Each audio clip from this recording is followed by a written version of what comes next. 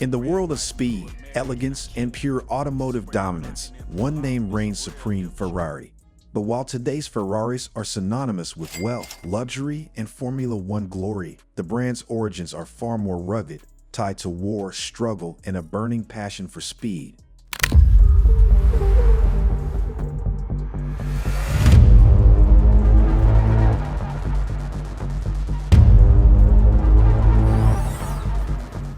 The Ferrari we know today didn't start as a brand that crafted sleek red speed machines for the world's elite.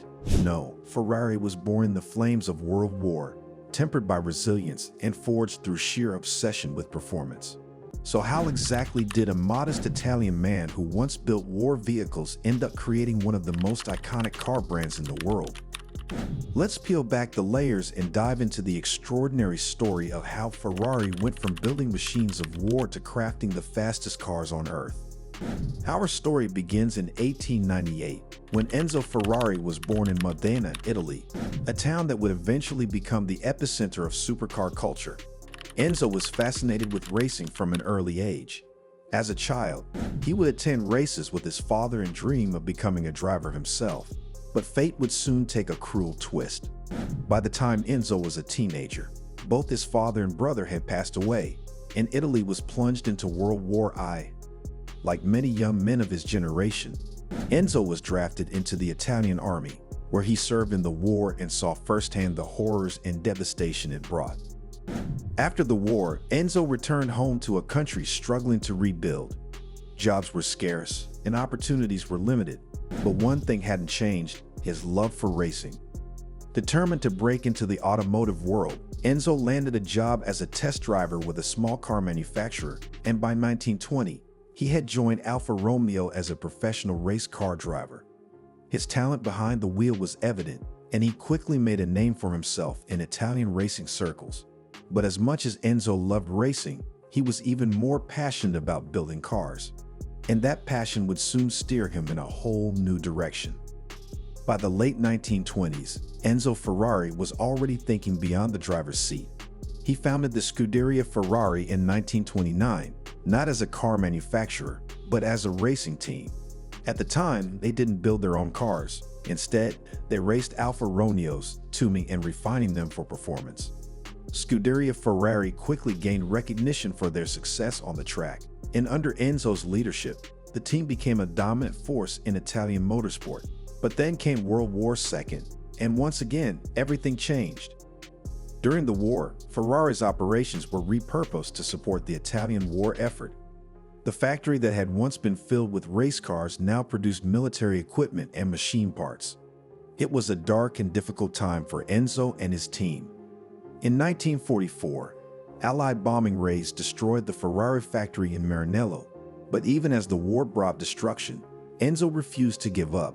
He rebuilt the factory from the ground up, and when the war ended, he was ready to pursue a dream that had been simmering for years: building his own car.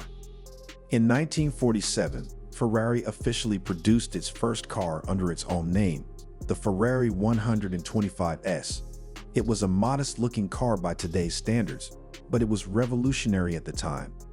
It had a V12 engine, handcrafted design, and raw performance that made it a standout on the road. This wasn't just a car, it was a declaration. Ferrari was no longer just a racing team. It was now a full-fledged car manufacturer. The 125S made its racing debut at the Piacenza circuit, and while it didn't win its first race, it caught everyone's attention. Just weeks later, it claimed its first victory, and a legend was born. From that point on, Ferrari was on a mission. Enzo wasn't interested in building cars for the average person. He wanted to create machines that were fast, beautiful, and unlike anything else on the road. Ferrari began developing a reputation for crafting limited, high-performance cars that were as powerful as they were exclusive. But make no mistake, Enzo's heart still belonged to racing. Every road car Ferrari produced helped fund the company's racing ambitions.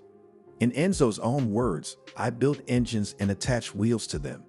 Everything else, to him, was secondary." Ferrari's racing legacy reached new heights in the 1950s and 60s.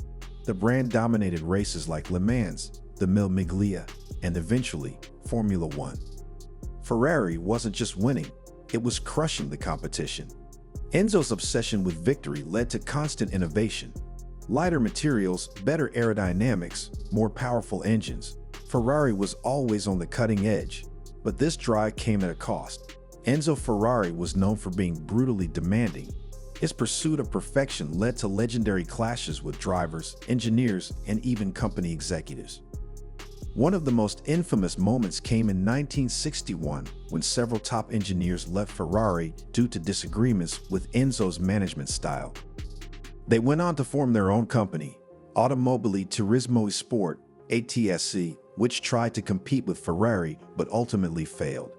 Still, it showed how intense and, at times, toxic Enzo's leadership could be. But despite the internal drama, Ferrari's dominance on the track continued. The red cars from Maranello became symbols of Italian pride, and their signature prancing horse logo was now known across the globe. And speaking of the prancing horse, do you know how Ferrari got its iconic emblem? The story dates back to World War I. Enzo met the mother of a famed Italian fighter pilot named Francesco Baracca. Baracca had painted a prancing horse on the side of his plane. After his death, his mother suggested that Enzo use the symbol for his racing team, believing it would bring him good luck. Enzo took the idea and added a yellow background to represent Modena, his hometown.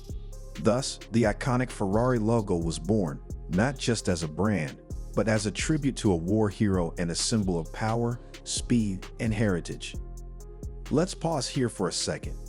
Isn't it amazing how stories of war, loss, and resilience can give birth to something so beautiful and powerful? Ferrari didn't just rise because of technology or money, it rose because of one man's refusal to settle, even when the world was collapsing around him. If that kind of perseverance inspires you, smash that like button and let us know in the comments. What's your dream Ferrari model? Back to our story, by the 1960s, Ferrari was thriving, but the company was also facing financial pressure. Building world-class race cars and funding a racing team wasn't cheap. Enzo needed help. In 1969, he struck a deal with Fiat, selling a 50% stake in Ferrari to the Italian industrial giant. This gave Ferrari the resources to continue innovating while allowing Enzo to focus on what he loved most, racing. With new funding, Ferrari continued to dominate in Formula One, securing world championships and expanding their road car lineup. As the years rolled on, Ferrari became a symbol of success. Celebrities, business tycoons, and royalty all wanted to own a Ferrari, but the brand never lost its racing soul. Whether it was the sleek Ferrari F40 of the 1980s or the futuristic LaFerrari of the 2010s, every car carried the DNA of the racetrack. Even today, Ferrari continues to push the limits. The company's Formula One team is one of the most successful in history, and their road cars are among the fastest, most advanced vehicles ever made. Enzo Ferrari passed away in 1988, but his legacy lives on. His unwavering commitment to excellence turned Ferrari into a legend.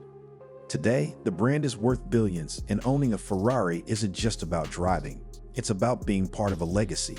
From the battlefield to the racetrack, Ferrari's story is one of transformation, obsession, and the relentless pursuit of perfection. But more than anything, Ferrari is proof that greatness can rise from adversity. That even when the world is at war, when your factory is bombed, and your dreams seem shattered, you can rebuild. You can create something that inspires generations. Enzo Ferrari didn't just build fast cars. He built a legacy of speed, style, and spirit that continues to roar across the world's roads and racetracks.